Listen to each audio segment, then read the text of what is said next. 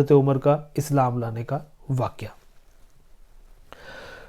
ظلم و طغیان کے سیاہ بادلوں کی اسی گمبھیر فضا میں ایک اور برق تاباں کا جلوہ نمودار ہوا، جس کی چمک پہلے سے زیادہ خیرہ کن تھی، یعنی حضرت عمر رضی اللہ تعالیٰ عنہ مسلمان ہو گئے۔ ان کے اسلام لانے کا واقعہ بھی 6 نبوی کا ہے۔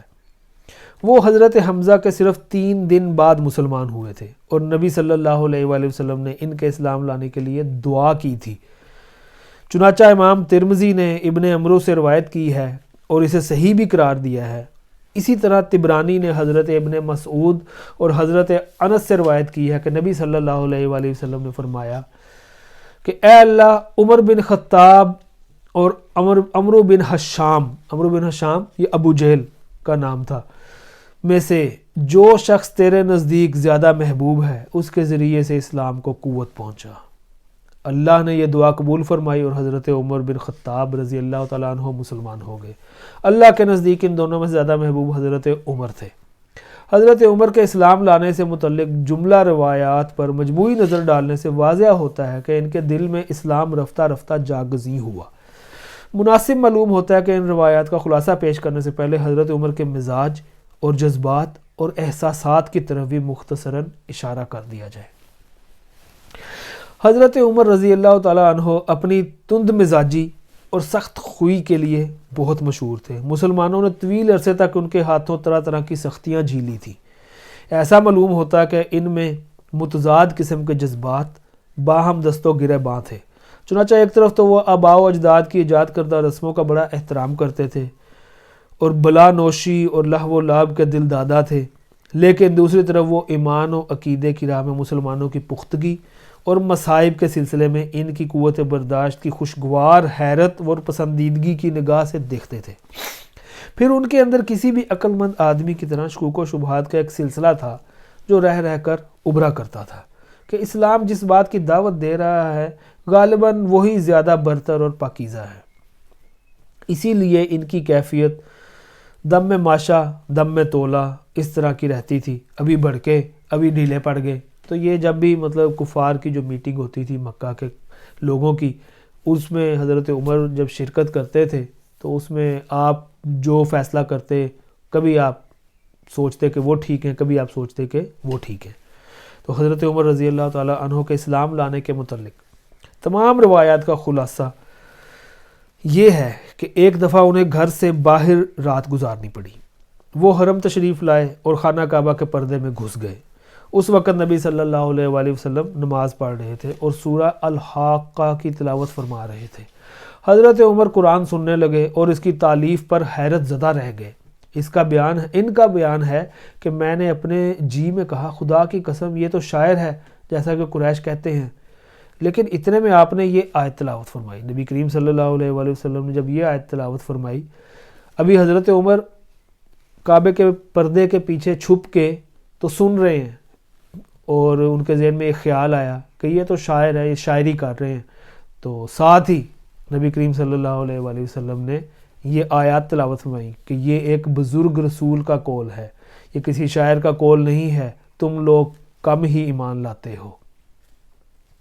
حضرت عمر کہتے ہیں کہ میں نے اپنے جی میں کہا، اوہو یہ تو کاہن ہے، لیکن اتنے میں آپ نے پھر یہ تلاوت آیت فرمائی۔ یعنی آپ نے پہلے یہ سوچا کہ یہ شاعر ہے، کیونکہ قرآن شریف کی جو آیات ہیں اس کو مکے کے لوگ یہی کہتے تھے کہ یہ شاعر ہے، شاعری کرتا ہے۔ تو حضرت عمر نے بھی یہی سوچا، تو پھر جب یہ آیات تلاوت فرمائی کہ یہ ایک بزرگ رسول کا قول ہے، یہ کسی شاعر کا قول نہیں، تم لوگ کم ہی ایمان لاتے ہو، تو پھر آپ نے یہ سوچا کہ اوہو یہ تو کاہن ہے، یہ تو دل کے بات اس کو پتہ لگ گئی کہ میں یہ سوچ رہا ہوں اس وقت۔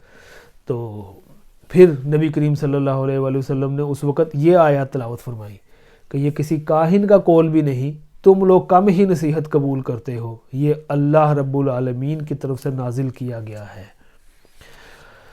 حضرت عمر رضی اللہ تعالیٰ عنہ کا بیان ہے کہ اس وقت میرے دل میں اسلام جاگزیں ہو گیا۔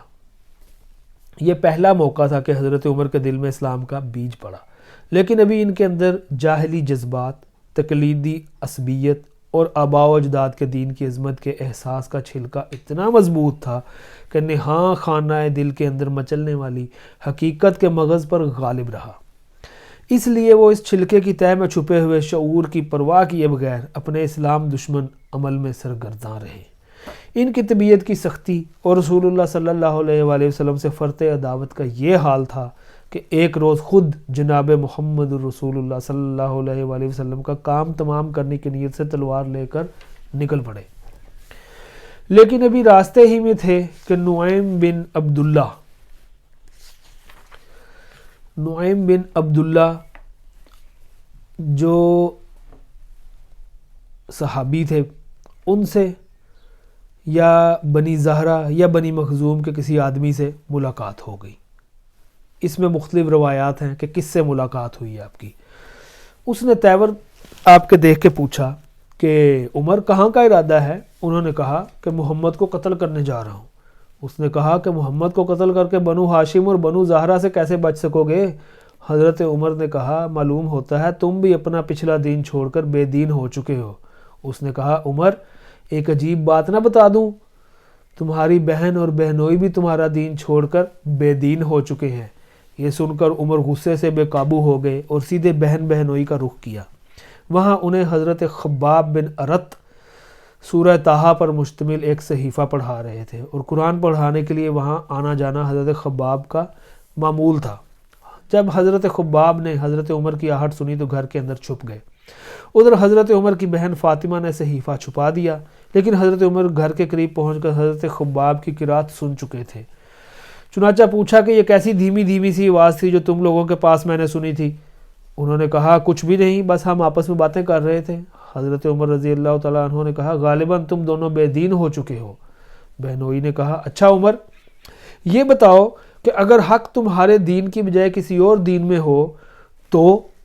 حضرت عمر کا اتنا سننا تھا کہ اپنے بہنوئی پر چڑھ دوڑے اور انہیں بری طرح کچل دیا۔ ان کی بہن نے لپک کر انہیں اپنے شوہر سے الگ کیا تو بہن کو ایسا چانٹا مارا کہ چہرہ خون آلود ہو گیا۔ ابن اسحاق کی روایت ہے کہ ان کے سر میں چوٹ آ گئی۔ بہن نے جوش غضب میں کہا کہ عمر اگر تیرے دین کی بجائے دوسرا ہی دین برحق ہو تو میں شہادت دیتی ہوں کہ اللہ کے سوا کوئی لائق عبادت نہیں، اور میں شہادت دیتی ہوں کہ محمد اللہ کے رسول ہیں۔ اشہد ان لا الہ الا اللہ و اشہد ان محمد رسول اللہ۔ یہ سن کر حضرت عمر رضی اللہ تعالیٰ عنہ پر مایوسی کے بادل چھا گئے اور انہیں اپنی بہن کے چہرے پر خون دیکھ کر شرم و ندامت بھی محسوس ہوئی۔ کہنے لگے اچھا یہ کتاب جو تمہارے پاس ہے ذرا مجھے بھی پڑھنے کو دو۔ بہن نے کہا تم ناپاک ہو، اس کتاب کو صرف پاک لوگ ہی چھو سکتے ہیں، اٹھو غسل کرو۔ حضرت عمر نے اٹھ کر غسل کیا، پھر کتاب لی اور بسم اللہ الرحمن الرحیم پڑھی۔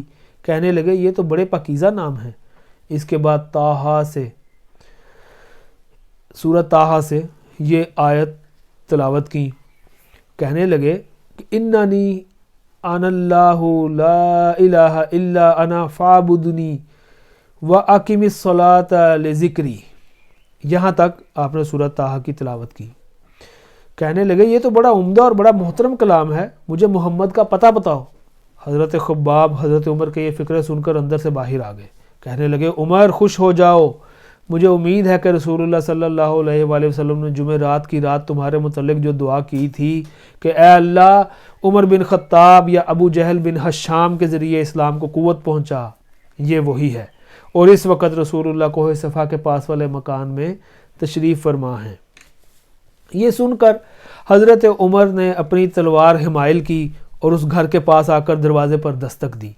ایک آدمی نے اٹھ کر دروازے کی دراز سے جھانکا تو دیکھا کہ عمر تلوار حمائل کیے موجود ہیں۔ لپک کر رسول اللہ صلی اللہ علیہ وآلہ وسلم کو اطلاع دی اور سارے لوگ سمٹ کر یکجا ہو گئے۔ حضرت حمزہ نے پوچھا کیا بات ہے؟ لوگوں نے کہا عمر ہیں۔ حضرت حمزہ نے کہا بس عمر ہے، دروازہ کھول دو، اگر وہ خیر کی نیت سے آیا ہے تو اسے ہم خیر عطا کریں گے، اور اگر کوئی برا ارادہ لے کر آیا ہے تو ہم اسی کی تلوار سے اس کا کام تمام کر دیں گے۔ ادھر رسول اللہ صلی اللہ علیہ وآلہ وسلم اندر تشریف فرما تھے۔ آپ پر وحی نازل ہو رہی تھی۔ آپ نے ان کے کپڑے اور تلوار کا پرتلا سمیٹ کر پکڑا اور سختی سے جھٹکتے ہوئے فرمایا کہ عمر کیا تم اس وقت تک باز نہیں آؤ گے جب تک کہ اللہ تعالیٰ تم پر بھی ویسی ہی ذلت اور رسوائی اور عبرتناک سزا نازل نہ فرما دے جیسی ولید بن مغیرہ پر نازل ہو چکی ہے؟ یا اللہ یہ عمر بن خطاب ہے، یا اللہ اسلام کو عمر بن خطاب کے ذریعے قوت و عزت عطا فرما۔ آپ کے اس ارشاد کے بعد حضرت عمر رضی اللہ تعالی عنہ نے حلقہ بگوش اسلام ہوتے ہوئے کہا اشہد ان لا الہ الا اللہ و انک رسول اللہ، میں گواہی دیتا ہوں کہ یقیناً اللہ کے سوا کوئی لائق عبادت نہیں اور یقیناً آپ اللہ کے رسول ہیں۔ یہ سن کر گھر کے اندر موجود صحابہ نے اس زور سے تکبیر کہی کہ مسجد حرام والوں کو سنائی پڑی۔